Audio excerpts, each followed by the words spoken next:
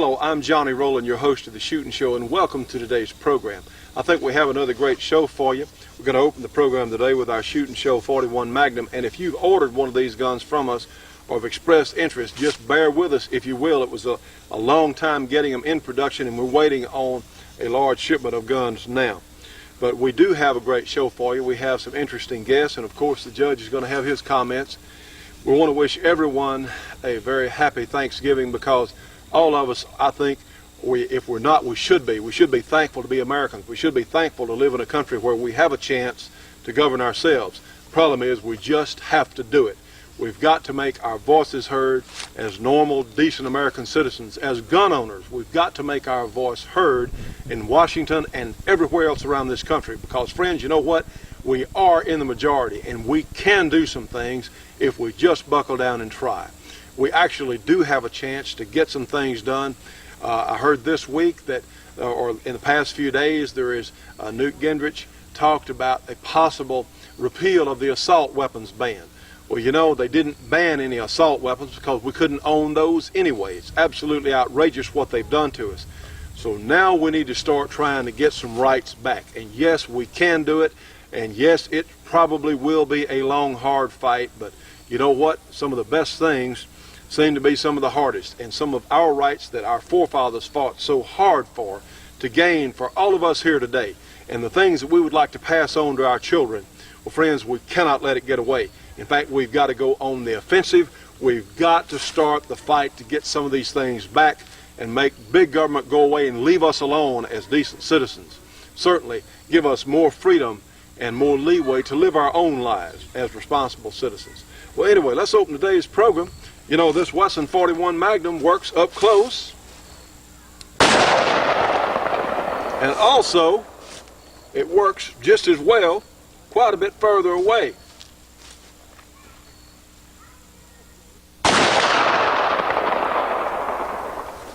And let's try our steel disc down there just for fun since we're here.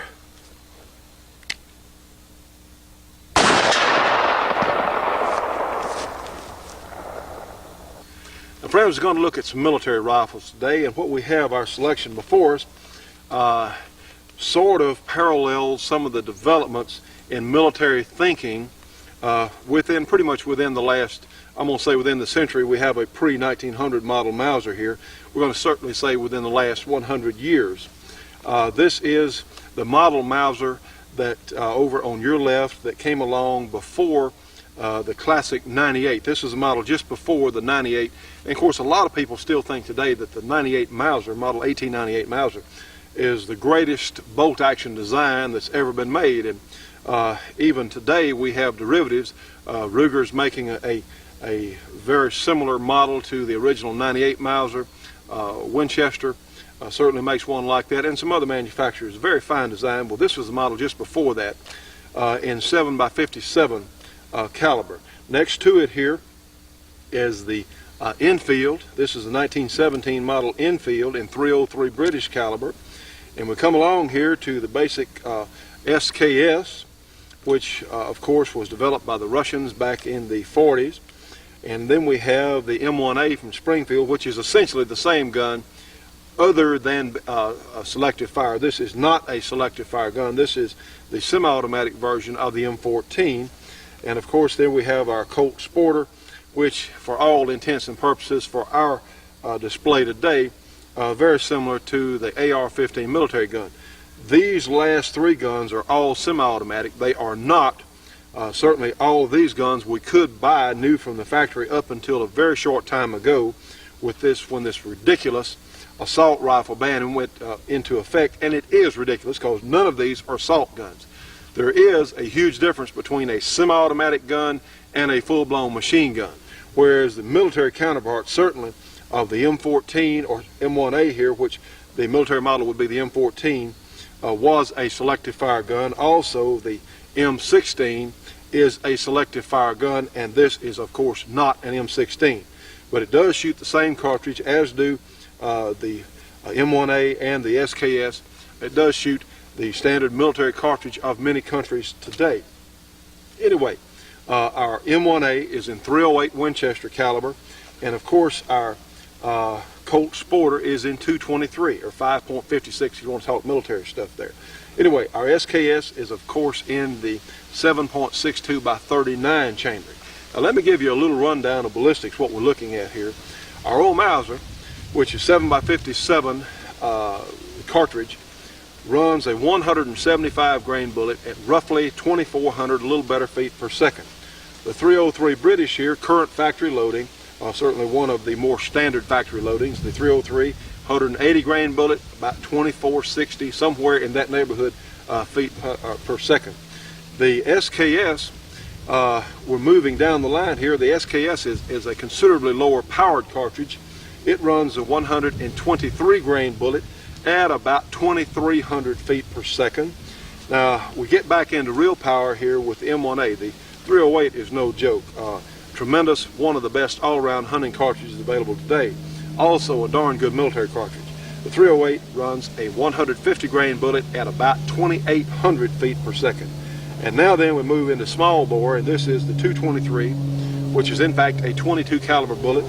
But it runs a 55 grain bullet at about 3,150 feet per second, and with the new heavier bullet that the NATO troops are using, and I understand some of the U.S., our own U.S. stocks are, it's a considerably heavier bullet. I believe it's a 60 some odd grain bullet, running a little slower, but still pretty close to that 3,000 feet per second.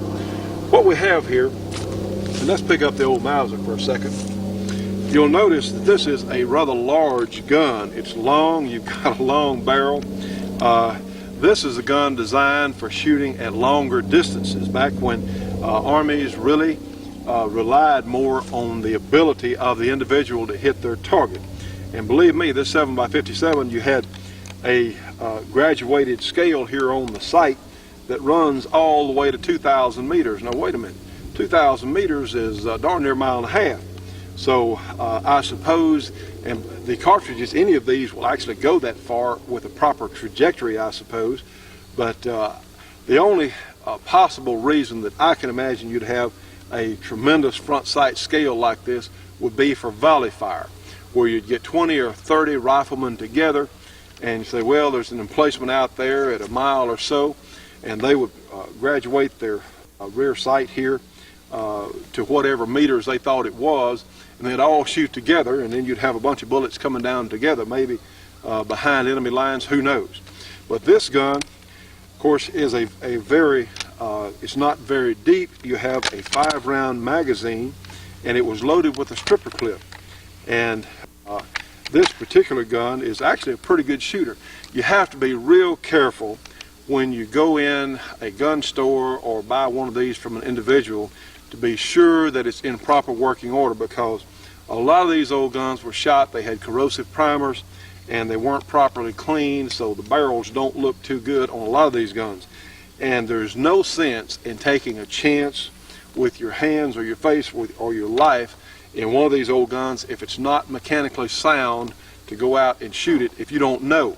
And what I would suggest doing is take one of these old guns to a reputable gunsmith, let him look at it, and let him tell you whether or not the gun is shootable. But the philosophy was, realize when this gun was made, trench warfare was pretty much in vogue. And having a gun that's shallow like this, they could put it, you didn't have much of your head exposed over the bank of that trench, over the rampart type thing there. You didn't have a lot exposed.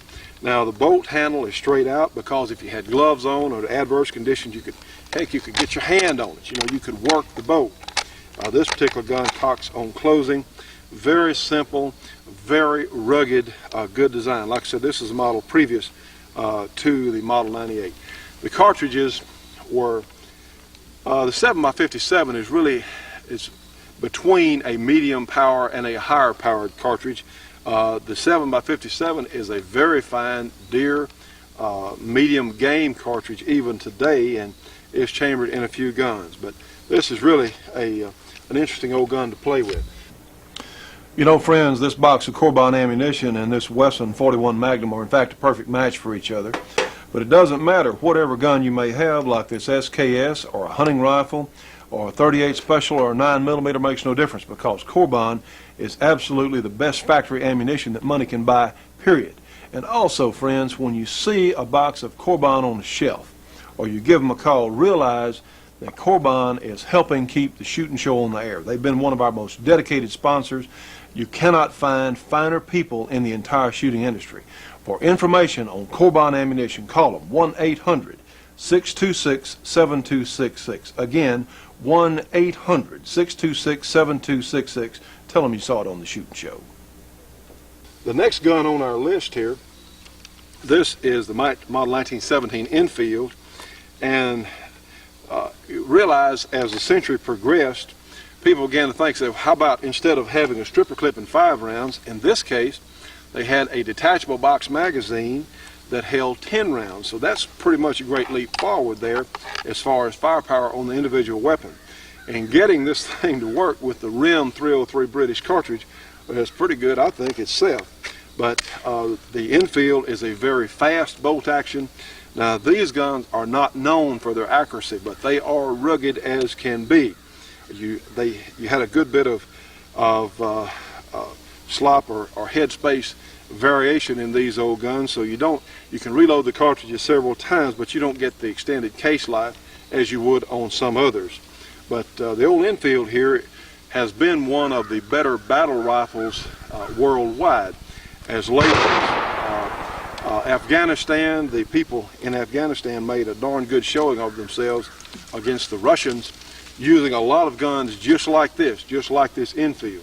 The 303 is a powerful cartridge, very similar ballistically speaking to the 7x57, a little bit bigger bullet, would probably run a heavier bullet, and of course can be hand loaded. You can hand load a 150 grain bullet up to 2600 feet per second, which does make it a good performer on game. These are very fine old rifles. A lot of these guns have come in this country in the last year or so, some from Australia, and some of them are absolutely brand new. It is a good design. They're strong and reliable. Well, looking down our list, we have the SKS, and here we get into a medium powered cartridge.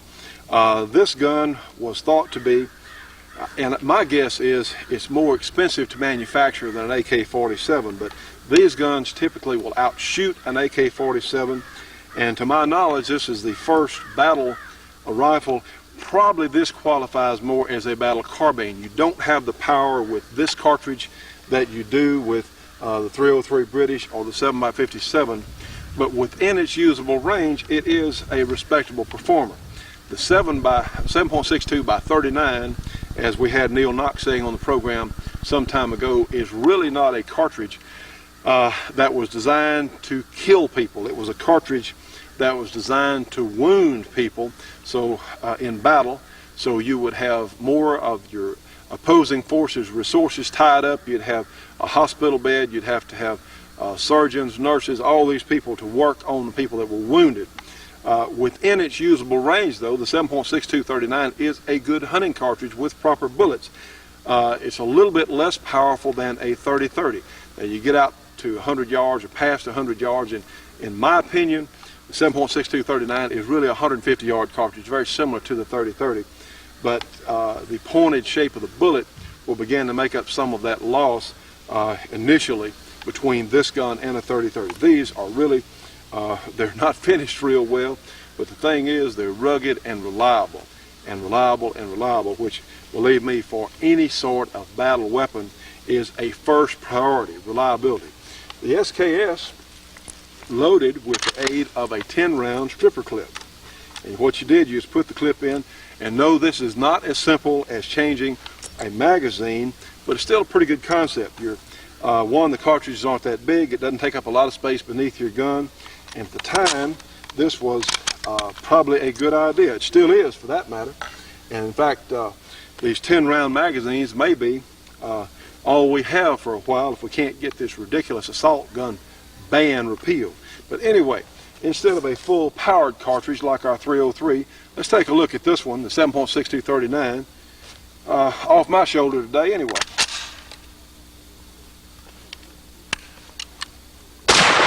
Just not much recoil at all. We have fitted this one with a stock extension recoil pad. So you can shoot this gun, put it on safe, of course. you can shoot this gun rapidly and accurately with very little recoil. Now let's back up a little bit and unload the chamber on this gun. So I just don't like them chambered laying around. Okay. The Shootin' Show will be right back after this break. The Shootin' Show will be right back after this break for your local cable company or TV station.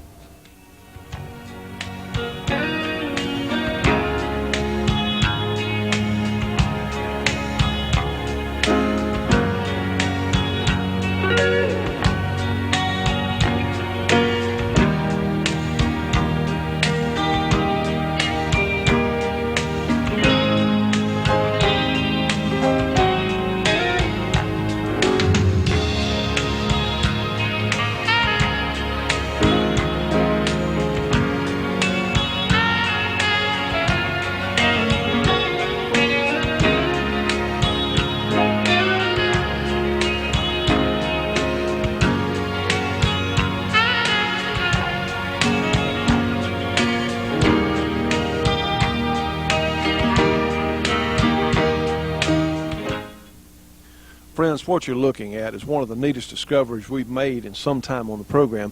This is a bottle of Black Canyon black powder replacement. And one of the things you miss with this is, since it has no sulfur in it, you don't have the mess that we normally associate with black powder shooting. It's more stable than black powder. It's a little safer to store and handle. And those of us who enjoy shooting these black powder firearms, you just don't have to spend all that extra time in cleaning, because there's just not much mess at all. You need some of this if you enjoy shooting and hunting with black powder. So give them a call, Black Canyon Black Powder Replacement. Call them 800-622-8669. Again, 1-800-622-8669. Please tell them you saw it on the Shootin' Show. Now then, in retrospect, let's try our infield.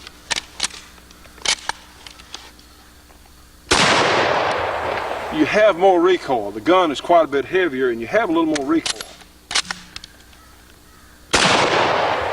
Still not what I would call objectionable, but certainly more recoil. Well, the next gun that we don't have here today, in fact, would be the M1 Garand, but we don't have one. We've got something that essentially gives the same ballistics, same performance as the great 30-06 in the Garand. Now we have our M1A Springfield in 308. Let's see what it looks like. Not a tremendous amount of recoil, but certainly some. And in fact, these guns were pretty much unshootable by the average rifleman or average person when they were put on full auto. So in my understanding today, these guns, I don't even know if they still have, even on military guns, still have the full auto capability. They may or may not, I really don't know. But that was probably not a good idea with this particular gun. In semi-automatic fire, they are, of course, completely controllable. One of the better guns of its type.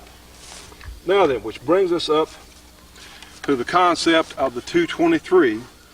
And this gun, the Colt Sporter / AR-15, this gun has had some of the best press and some of the worst press of any military gun to ever come along, probably.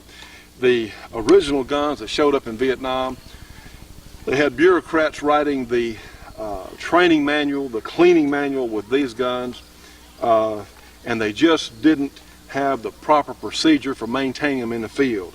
And they had a lot of problems with them. I also understand there were a lot of ammunition or powder problems back at that time, and through some, who knows what happened, the military got hold of a lot of powder that had a lot of residue, and it caused the actions on these guns to gum up, to jam, and it was really an unpleasant experience. But believe me, they have fixed them, and this is one of the very finest battle carbines. Again, now this is a battle rifle, this M1A, and the AR-15, a Colt Sporter today, is a battle carbine.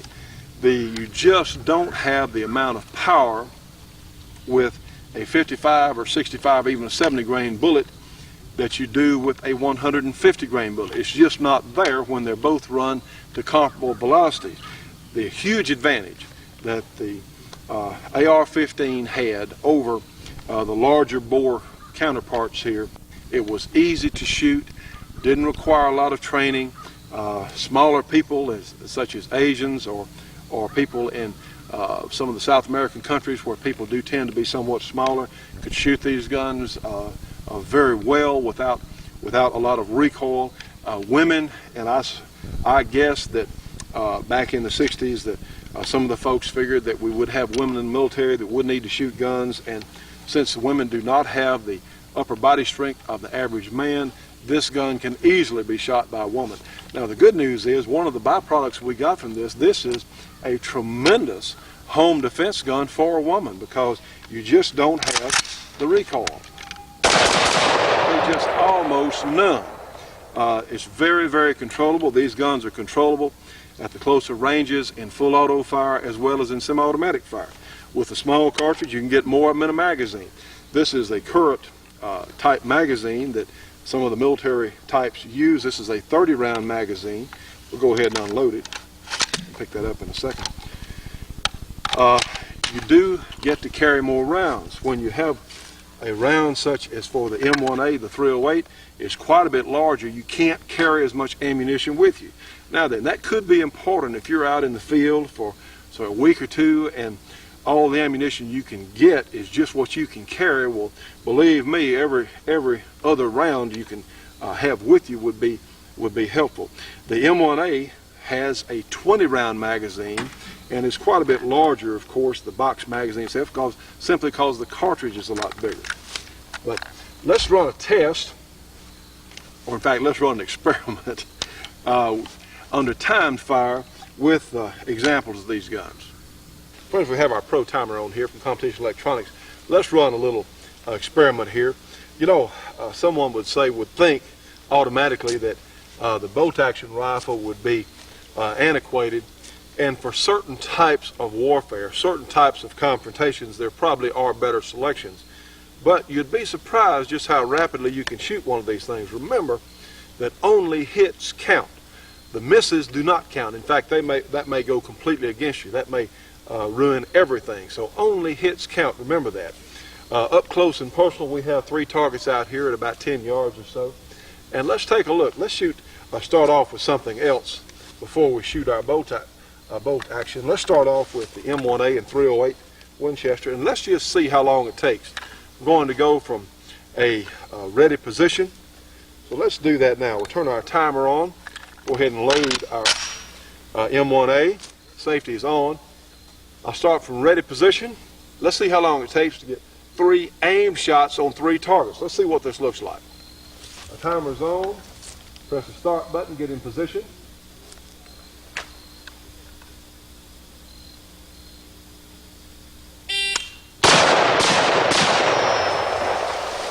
Okay, and we have all 3 good hits there. Put our safety on, of course. In fact, we're going to unload it. 1.89 seconds. Again, 3 aim shots with the M1A today off my shoulder. Let's do that. Let's go ahead and unload our gun. Now then, shooting a cartridge with not quite as much power, but certainly a viable cartridge. We're not going to shoot the old Mauser. We're just going to shoot our infield because both of them are bolt guns. 1.89 seconds, and I started from the ready position. Let's go ahead and load our infield. Let's press the timer again and see what it looks like.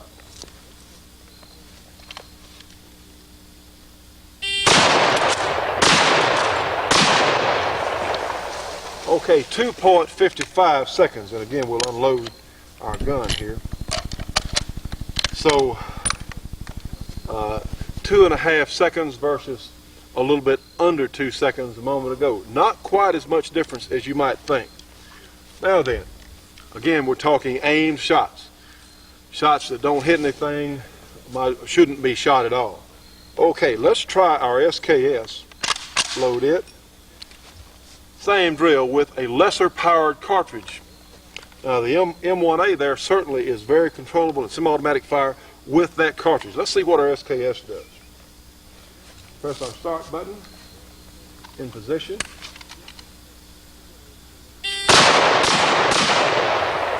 Okay, 1.34 seconds, so quite a bit difference there. And you can see, one, the semi-automatic function of the gun, but two, you have a reduced power level with the cartridge. No, it doesn't hit the target with as much power, but for certain applications that may be desirable. Well, let's go one more and try 1.34 seconds for that. Let's try our 223 Colt Sporter. And be sure, yes, that did load. Yes, it did. Okay. Now then, same drill. Press our timer.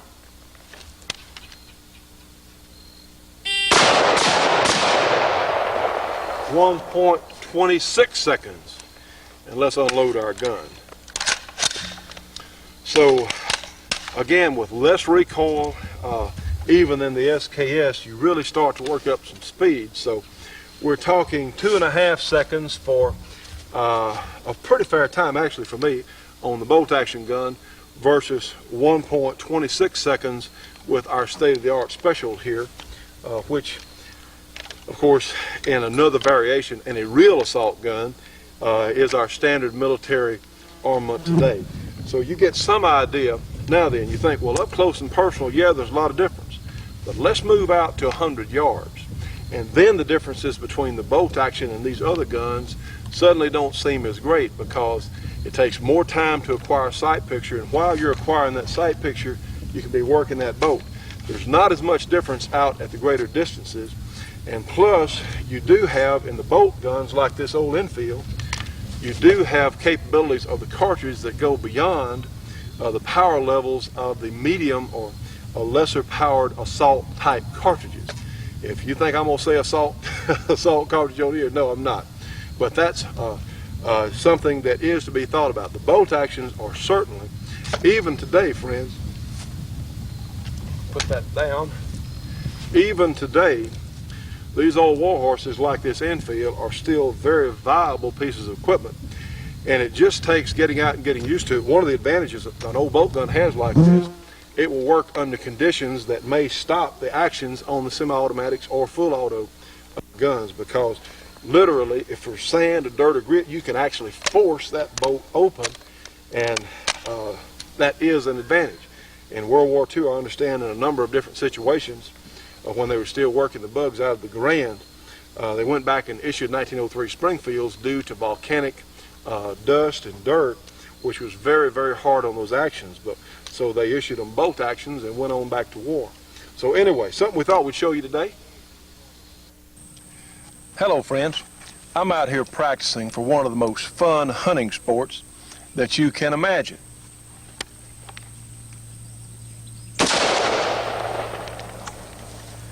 You can use a variety of action types.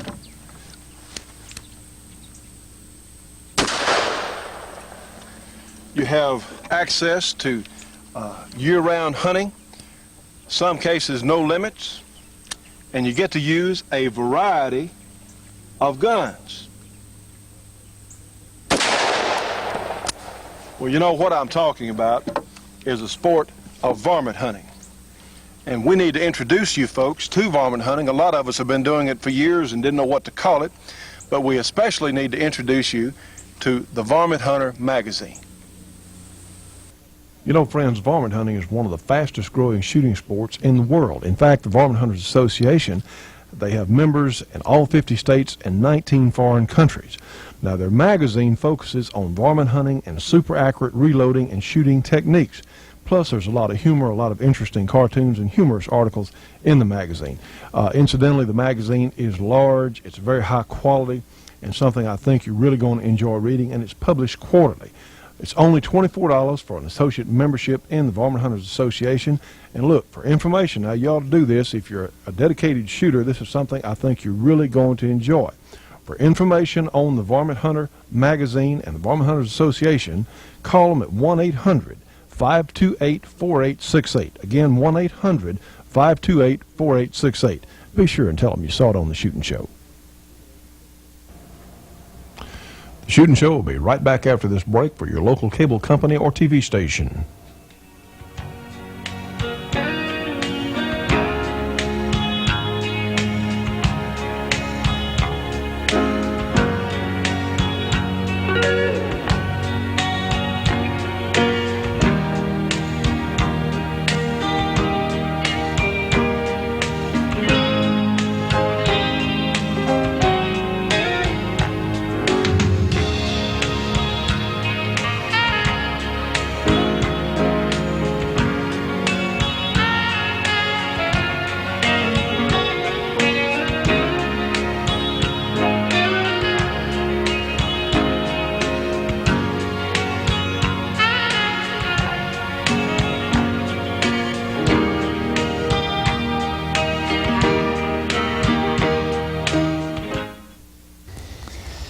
Now that the Brady Bill has become law, gun owners need to look back and learn from what happened. The Brady Bill's passage was not inevitable, and certainly not when it did the day before Thanksgiving 1993. Brady passed in the Senate while that body was operating by unanimous consent without a quorum. The Senate can do that because under the Constitution, each body of Congress is permitted to establish its own rules. Almost the entire Senate had left for the Thanksgiving holiday, and only 3 senators were on the floor at the time. Senators Dole, the Republican leader, Mitchell, the Democratic leader, and Hatfield of Oregon. Any other senator who had cared enough could have hung around until either the Senate recessed for the holidays or the Brady Bill was brought up. A simple objection to the lack of a quorum would have collapsed the whole process. Brady would have been the pending order of business when they returned in January, not the growing list of anti-gun legislation that clogged the Congress this year. Senator Mitchell was threatening to bring the Senate back between Thanksgiving and Christmas. Since a filibuster was underway, the rules of the Senate would have required 60 anti-gun senators to be present and voting to break the filibuster. Not even one pro-gun senator would have had to have been present. Some have objected that the senators would have been angry if they had to come back, but only the members who were going to vote against us would have had to come. The others could have happily stayed home eating leftovers from their Thanksgiving dinner. Senator Dole emerges as the principal player in the passage of Brady. It was Senator Dole who cut a deal that limited the debate on the crime bill, which prevented a filibuster that would have blocked adoption of the semi-auto ban as an amendment to the crime bill. No killer amendments were permitted under the terms of Dole's deal. For example, anti-gunners were not forced to vote on capital punishment for the District of Columbia, where the average murderer, if he is caught, serves only 3 years in jail. With the ban on so-called assault weapons out of the way, Dole cut another deal limiting debate on Brady. Again, killer amendments were precluded. In any case, he was urging that there be no filibuster. Remember Senator Dole's deeds if he runs for president. This is Larry Pratt for Gun Owners of America. You know, friends, this Colt 45 or something equivalent, I think, is extremely important for self-defense. But let me tell you about another kind of defense. How about mental defense? We need to know what's going on in this country, and trust me on this one, there is no better publication to do that than the New American Magazine. It comes every 2 weeks, twice monthly, and of course they cover subjects that we need to know about. They cover all sorts of issues, from the gun issues to what's going on in Congress to all sorts of news items from all around this country and around the world for that matter. Things that are absolutely essential to us as conservative, gun-owning Americans. We need to know this. This is a tremendous bargain. It's $22 for a 6-month subscription. And I'll tell you what, friends, you'll read the New American and you're going to get angry, you're going to get mad, but you'll also find out what you need to do. You're going to find out facts that you will not find in any other organized news media publication. But trust me on this one. These people, we know them, and if they say it, you can take it to the bank. It is, in fact, true. And that brings up their 800 number. You can get the New American by calling 1-800-727-TRUE-TRUE. And those numbers, of course, are 1-800-727-8783. The New American, $22 for a 6-month subscription. It comes twice a month. Friends, you need this magazine if you want to know what's going on. And in times like this, we need both of these. We need our guns, and we darn sure need our information. Well, friends, we hope you're enjoying our program. I tell you what, we're so pleased to have Larry Pratt doing some things. By the way, before we get started here, my esteemed colleague here has pointed out to me, I had mentioned earlier in the program about 2,000 meters on that Mauser gun being about 1.5 miles. It's really not 1.5 miles. How far, in fact, is it, sir? Well, pretty close to 1.25 miles. So we do really stress accuracy, no pun intended, on our program, and that's a little clarification we wanted to make. What did you think about what Larry had to say, sir? Well, he said what was right, and he typified the attitude of Gun Owners of America, and that is they are no compromise group, and they have a long memory, and when people knife them, they tend to remember it. Dole was griping about gun owners picketing him a couple of times last year, or earlier this year. Mm-hmm. And the trouble is, Dole is not really a committed and confirmed supporter of gun rights. He does it because he gets pushed into it, and you can push Dole one way or the other. He's going to go which way the wind blows. At least that's what I think about Dole. It's one reason that I'm personally not supporting him for president. We need people that stand up for and count for what they're doing. And incidentally, that brings up some interesting things, Johnny. I have noticed ever since the election that the media has been jumping on Newt Gingrich. They have been jumping on the Christian coalition, the conservative Christian group. I'm reminded of something that Barry Goldwater said years ago when he was sharper than he is today, that he was a lot more concerned about ultra-liberals that were in government than he was about ultra-conservatives who weren't. Mm-hmm. And that's exactly the situation here. I'm a lot more concerned about ultra-liberals and internationalists in government than I am about the Christian coalition that is not in government. And the Christian, there's nothing the matter with Christians supporting their beliefs. There's nothing the matter with anybody supporting their beliefs. If liberals can support their beliefs, then why in the name of all that's good can't conservatives, whether they be Christian or otherwise, support their beliefs? After all, this country was founded by people who were not getting religious freedom where they were, and they came over here. The Huguenots did it, the Puritans did it. Of course, we've had a lot of immigration since then, a bunch of it illegal. And I don't understand how the crowds can protest the passage of Proposition 179, I think it was, in California. They got the Californians off of having to feed and clothe and educate and take care of people that weren't in this country legally. Really, if we opened the borders of this country, the whole world would come here. At least I think they would. Most of the world would come here. If I wasn't lucky enough to have been born in the United States of America, believe me, I'd have found a way to get here. I would have found a way to get here. Because with all of our faults, we are still the best there is, like Corban and ammunition. The best there is. Now, and that gets to another thing. I am concerned about, earlier I expressed concern about the crime bill, because it was over 100 pages long. I expressed concern about that was before they amended it some more, and heavens only knows how long it was when it finally passed. Mm-hmm. Then I've been concerned about the health care bill because it was over 1,000 pages long. And I don't see how people can vote on things they haven't read. Mm-hmm. If I were a senator or a representative, maybe that's one reason I'm not, I wouldn't vote on it unless I had read it, or I would vote no. Until I'd had a chance to read it, the answer is no. Well, don't you find it interesting now with this GATT treaty coming up that Clinton really wants to ram this thing through immediately? Well, that's another thing that bothers me a little bit. I haven't read GATT. I don't think anybody else has read GATT, to tell you the truth.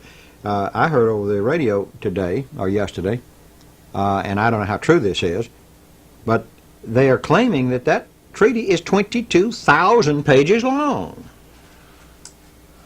22,000 pages. Now, what in the world they've got buried in that 22,000 pages, I don't know, but I do know this, that at least one group has protested that the power is there with the World Trade Organization, that if we approve that treaty, that we will have granted the power to the World Trade Organization to declare federal, state, or local laws illegal. Now, that's frightening to me. I'm not ready to give up the sovereignty of this nation. I'm proud to be an American. Well, wouldn't we would have one vote among 116 or 117 countries. And no veto power, like no we have in the UN. Power. Well, and how many of those countries produce in the capacity that we do? Most of them don't. Well, I don't know what they do, but I'm not willing to surrender the sovereignty of this nation to anybody. And I'm not willing to surrender it to the chief executive. I'm not ready to surrender it to any group except bound by the chains of the Constitution, as I believe Thomas Jefferson put it. Bound by the chains of the Constitution. And I don't subscribe to the theory espoused in Missouri versus Holland that a law made pursuant to a treaty is constitutional, where without the treaty it wouldn't have been constitutional. The Bricker Amendment would have taken care of that. That was Senator Bricker from Ohio years ago. He and Senator Taft were both senators from Ohio, and he tried to get an amendment to the Constitution passed and couldn't get it past 2/3 of the Senate. I don't understand how Congress can reconvene, come back, and pass a 22,000-page, if that's the right number, a 22,000-page treaty that I'd be willing to bet almost anything that there aren't 2 or 3 of them that read the whole thing. Tri-tote's real easy to use because all you have is a hook on your waist and you have another hook on a strap. Okay, so all you do is you're hanging your gun up like you would on a peg gun rack. There is never anything attached to your equipment when you use a tri-tote. Okay, you just set the gun with one hook behind the trigger guard and the other hook on the barrel. To use it, you just push in on towards your chest, pick the gun up to shoot it. Basically, you got 7 different positions anywhere you want to range the barrel of the gun by just taking it off. It's a piece of Velcro strap onto a Velcro shoulder pad. You just put the gun into it, pick it up and shoot it any way you want. I know a lot of people like to walk around with their gun over their wrist. In this position, tucked up under your arm, it's real comfortable, except it breaks your wrist. Set the gun with the hook in front of the trigger guard, and you got the same position, except your hands free always. And what you want to do is you can take your trigger finger right at the trigger guard, pick the gun right up off the pod, and then you got it ready to shoot. Okay? The other position that you have is when you set the butt of the gun right on the hook on the side, and you can just hold your gun for field shooting in this manner, or you can just rest it back on your shoulder, shrug your shoulder, hit the gun, catch it, and the gun comes up. It's that simple to use. A lot of people like to go out riding on their four-wheeler and their ATV or climb into their deer stand or drag their deer. You got a securing strap that just peels back. All you do is set it on the barrel of the gun, wrap the barrel up, and you have a little securing loop down here on the pod. Okay? You take that and you secure that right over the hook of the gun, so you're securing the top and the bottom. You can ride your four-wheeler, you can climb your tree stand in this manner. If you'd like to pull out your deer, you can open your waist belt up, drop your right hand down through your straps, bring your left hand back up through it. The gun immediately goes on your back. Buckle it up, take away any of that slack. You don't want that. Just readjust it. Pull it up tight on your back, and that's the most secure back carry you'll ever have. You can drag your deer out any way you want to drag your deer out. Climb your hands, use your binoculars. You're always hands-free with the tri-tote. Now then, friends, for information or to order one of the all-season tri-totes, call them at 1-800-231-1443. MasterCard or Visa, $38.50 plus $6.50 shipping and handling. This is a special price for our Shootin' Show audience, so please identify to them that it is, you did see it on the Shootin' Show. This is an excellent piece of equipment a lot of us would like to have, friends. 1-800-231-1443. The Shootin' Show will be right back after this break for your local cable company or TV station.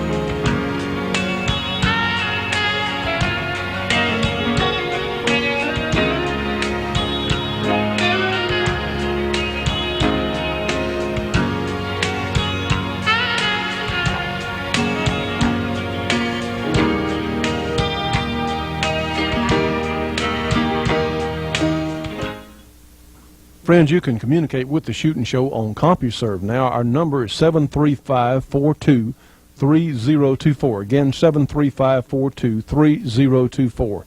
And to join our Shootin' Show Gun Club, call us at 1-800-895-7916. We take Visa, MasterCard, check, money order, whatever you got. Join today, friends. We need to reach as many people as we can. Well, the thing is, who has time to read anything 22,000 pages long? I mean, that would take years for the average person. Well, it take a long time. I read Tom Clancy's books when I have time, and it takes a long time to read them. And they're about 700-800 pages long. So you're talking about 22. I haven't had time to read 22 Tom Clancy books in years. And I don't think the senators and representatives, Well, you know they are. of course, this is a treaty, so it's just the Senate. In the first place, this is a lame duck Senate, a lame duck Congress. Those people that are in power, or that are running it now, have been voted out of power. And I don't think they've got any business doing anything. I think they ought to adjourn, go home. And I think that's the way the vast majority of American people think, too. They should not be given now the power to do those things. You understand how this came about in the first place, don't you? In the early days of the colonies, it might take months to ride from Tennessee, for example, to Washington, D.C. It would certainly take weeks. And so consequently, even after a Congress was replaced, or a president replaced, it was subsequent to that that they actually took office. And the idea was that the country needed to continue to be governed, needed to be run. The trouble is, I think that today the tendency is to run it into the ground, or as my wife so quaintly says it, to dig it in the ground. and that's exactly what I think is happening. As a citizen of this country, I guess I can make a demand. I demand that the Senate go home. Go back. Go home. And let your elected successors run this thing. There's nothing about GATT that's got to be done that quick. There's nothing about anything else has to be done that quick. If murderers can take 7 and 8 and 9 years on death row waiting for a sentence to be executed, why in the world do we have to pass GATT in 2 months? That's absurd. Just absurd. Well, what you said a moment ago, the change of the Constitution. Our founding fathers were not afraid of the people. They were afraid of the people in power. Am I correct?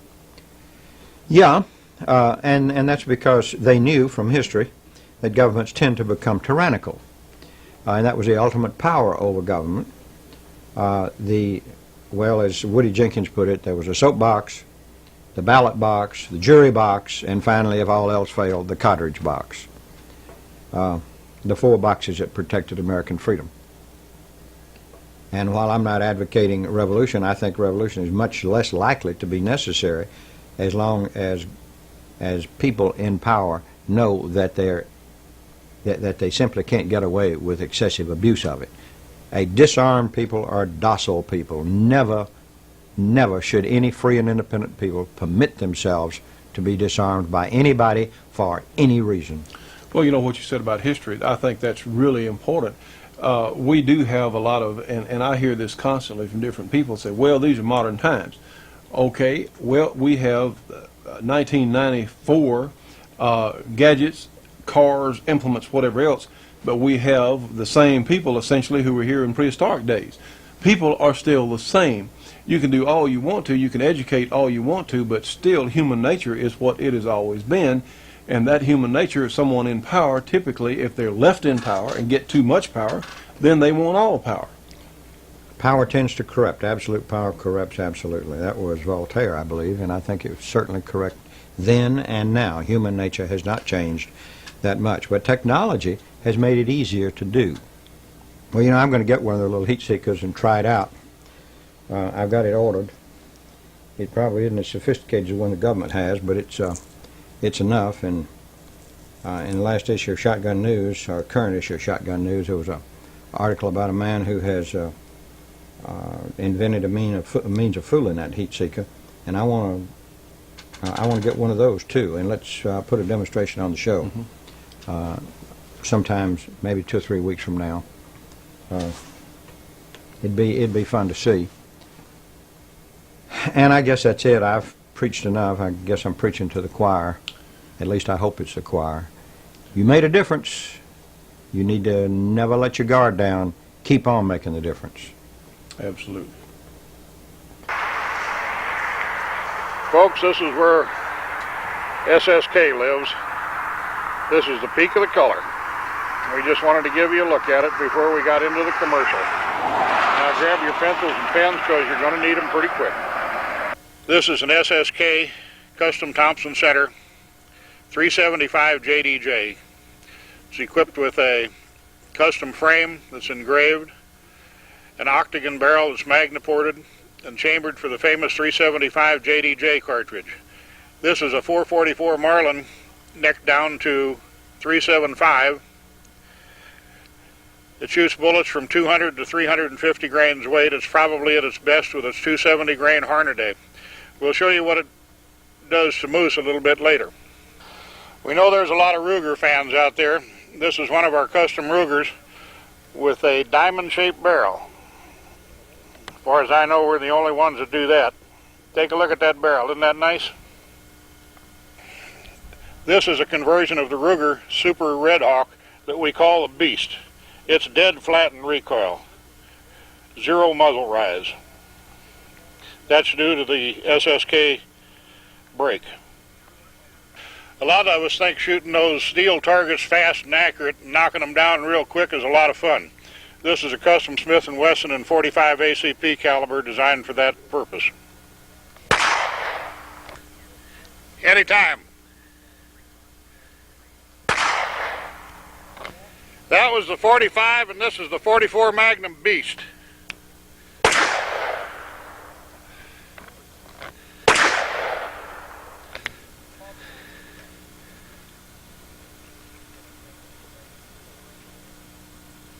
Go.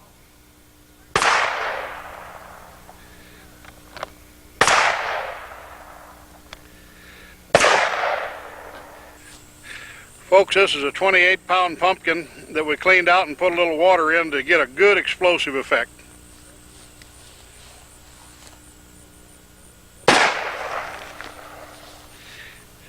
Try and match that with your 30-06. Here's another 28-pounder with 2 gallons of water in it.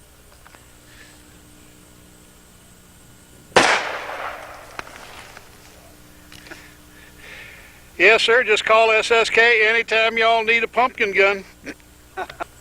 Here's 2.5 gallons of water.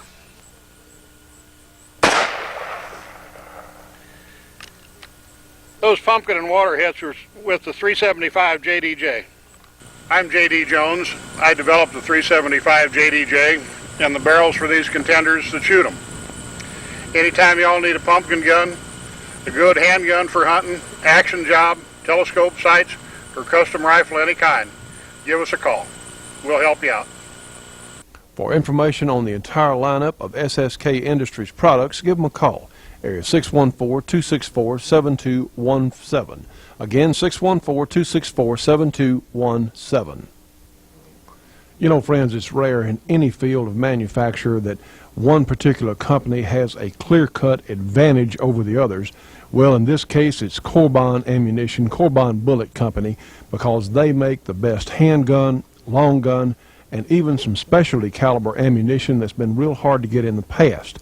If you really want your handgun or rifle to perform at their absolute best, you need to find some Corbin ammunition. For information on where you can get Corbin, information on their product line, call them. Corbin Bullet Company, 1-800-626-7266. Again, give them a call. It's a free call, 1-800-626-7266. Trust me on this one, Corbin is the best there is. Hello, I'm Al Evans. And I'm Bobby Christie, and we sell advertising for the shooting show. We're selling more these days, too, because of the results that we're getting the advertisers, and we want to thank all of you viewers out there who take advantage of the special offers and the special prices that we advertise on the shooting show, because you've helped some of our new advertisers to really see what the show can do. And we are fighting for your rights, and Johnny's fighting for your rights, and the judge is fighting for your rights, but we do need your help. We need your advertising dollar, and the rates are real good right now. We've brought some new people on board with us. We'd like to thank them. The Black Canyon Powder Company out of Las Vegas, Nevada, and Tri-Tote Company out of Connecticut. We do need more people on board with us because we are working real hard for you. We need your help, and our number is 1-800, and that spells Save You Gun. 728-8486. Remember that 800 number, 728-8486. and that spells Save, S-A-V-U, Gun. Friends, all of us as shooting enthusiasts should be subscribing to Shotgun News, the trading post for anything that shoots. 3 big issues monthly with literally thousands and thousands of firearms bargains. Shotgun News, Post Office Box 669, Hastings, Nebraska, the zip code 68902, their phone number, area 402-463-4589, MasterCard or Visa for subscriptions only. Now call them at 1-800-345-6923. We're looking at 2 of the finest small handguns that I'm aware of. These, of course, are from American Derringer Corporation. On your left, you have the Model 1, which is available in over 50 chamberings, and on the right is their double-action Derringer, which is very similar to the old high-standard design, except it's been modernized. This particular one is in the 38 special chambering. Now, friends, sometimes it's hard to have a large handgun with you, but you can always have one of these American Derringers. Call them 1-800-642-7817.